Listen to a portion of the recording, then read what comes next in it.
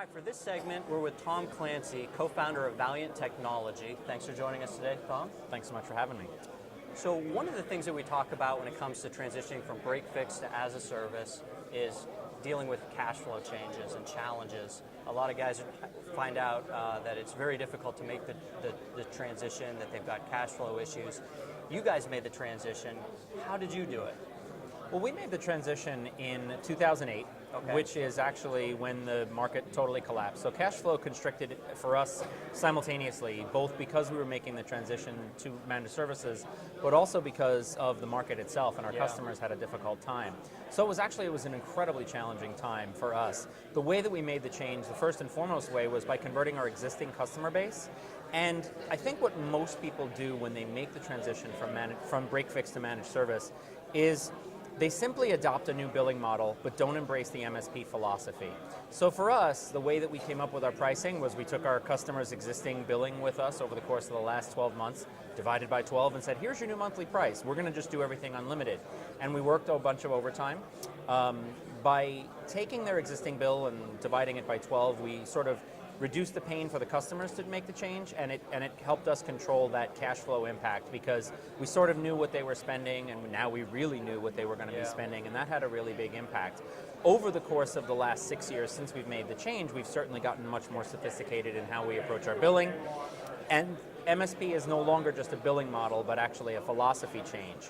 But I think that doing that initial baby step where we converted my existing customers' billing without really changing how much they were laying out helped me make that transition.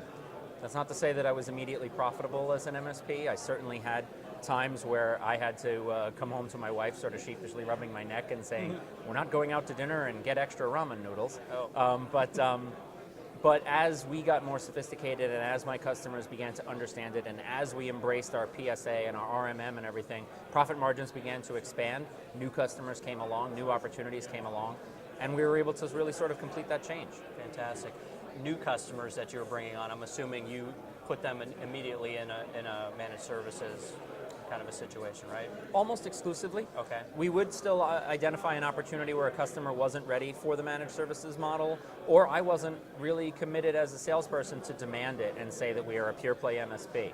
I actually will still take on the odd time and materials opportunity, but it's strategic now as opposed to unconscious. Yeah. It's no longer a fallback position, but rather for me it's I'm going to do this because I'm hoping to get some referrals out of you or something to that effect. Gotcha.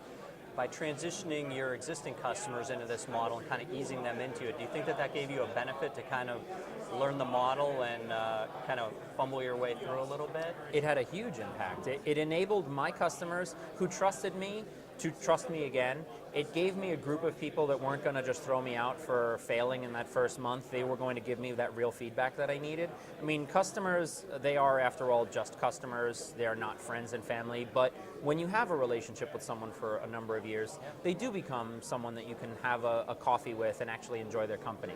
They're going in business the same way you're going in business. And when 08 happened, my customers struggled too. And when I brought the idea of managed services to them, they said, well, we'll try it because we're struggling as well, what the heck.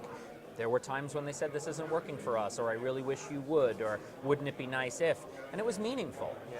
If I only had new customers, I know that I would have gotten fired a heck of a lot more. I still would have learned the lesson, but it would have crimped me a lot more than it did by having those existing customers. Fantastic. Well, thank you so much for sharing this information with us and being here today. Thank you. Thanks for having me.